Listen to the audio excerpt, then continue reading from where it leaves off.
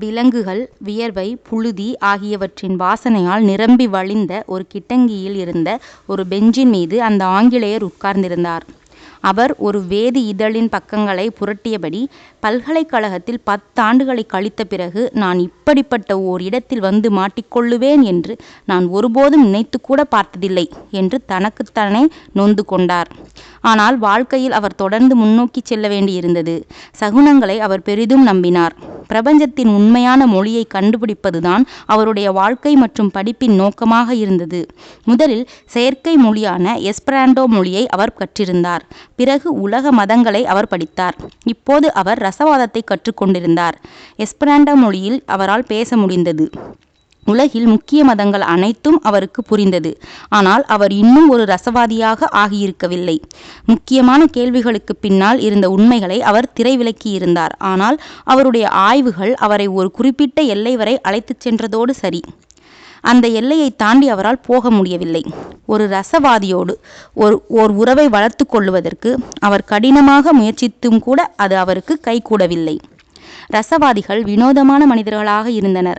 அவர்கள் தங்களை பற்றி மட்டுமே நினைத்தனர். அந்த ஆங்கிலேயருக்கு உதவ அவர்கள் எப்போதும் மறுத்து வந்தனர். ஒருவேளை ரசவாதக்களின் இரகசியத்தை கண்டுபிடிக்க அவர்கள் தவறி இருக்கக்கூடும்.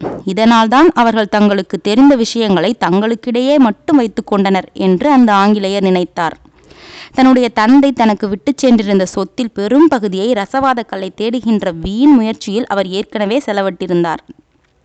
உலகின் மாபெரும் நூலகங்களில் அவர் ஏராளமான நேரத்தை செலவிட்டிருந்தார். ரசவாதம் பற்றிய அரிய மற்றும் மிக முக்கியமான நூற்தொகுதிகளை அவர் மிக அதிக விலை கொடுத்து வாங்கியிருந்தார். அவற்றில் ஒரு நூலில் பின்வரும் கதையை அவர் படித்திருந்தார். பல ஆண்டுகளுக்கு முன்பு அரபு நாட்டைச் சேர்ந்த பிரபல ரசவாதி ஒருவர் ஐரோப்பாவுக்கு சென்றிருந்தார். அவர் 200 வயதுக்கு மேற்பட்டவர் என்றும் ரசவாத கல்லையும் அமுதத்தையும் அவர் கண்டறிந்திருந்ததாகவும் கூறப்பட்டது. அந்த ஆங்கிலேயரை இக்கதை பெரிதும் கவர்ந்தது. அவர் இதை வெறும் கட்டுக்கதை என்று ஒதுக்கியிருந்திருப்பார். ஆனால் பாலைவனத்தில் தொல்பொருள் ஆராய்ச்சி ஒன்றை மேற்கொண்டு விட்டு வீடு திரும்பியிருந்த அவருடைய நண்பர் ஒருவர் அசாதாரண சக்திகளை கொண்ட அராபியர் ஒருவரை பற்றி அவரிடம் கூறியது அவருடைய எண்ணத்தை மாற்றியது.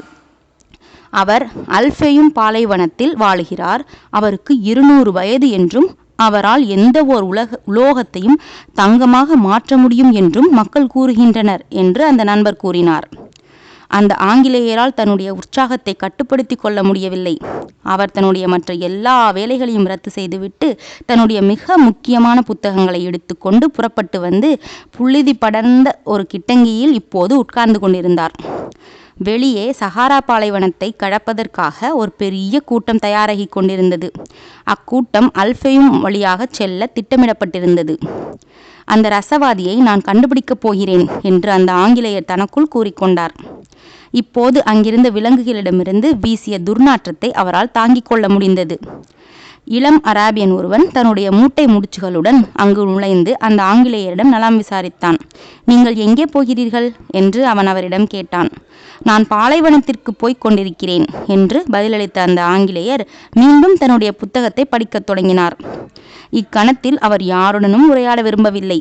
இத்தனை ஆண்டுகளாக தான் கற்று வந்திருந்த விஷயங்களை எல்லாம் மறுபரிசீலனை செய்வதன் மீது மட்டுமே அவர் கவனம் செலுத்தி விரும்பினார். ஏனெனில் அந்த ரசவாதி நிச்சயமாக தன்னை சோதிப்பார் என்று அவர் உறுதியாக நம்பினார். அந்த இளம் அராபியன் தானும் ஒரு புத்தகத்தை வெளியே எடுத்து படிக்கத் தொடங்கினான். அப்புத்தகம் ஸ்பானிய மொழியில் எழுதப்பட்டிருந்தது. அவன் அரபு மொழியை விட ஸ்பானிய மொழியில் அதிக சிறப்பாக பேசினான். எனவே அந்த இளம் அராபியனுக்கு ஸ்பானிய மொழி தெரிந்திருப்பது நல்லதுதான்.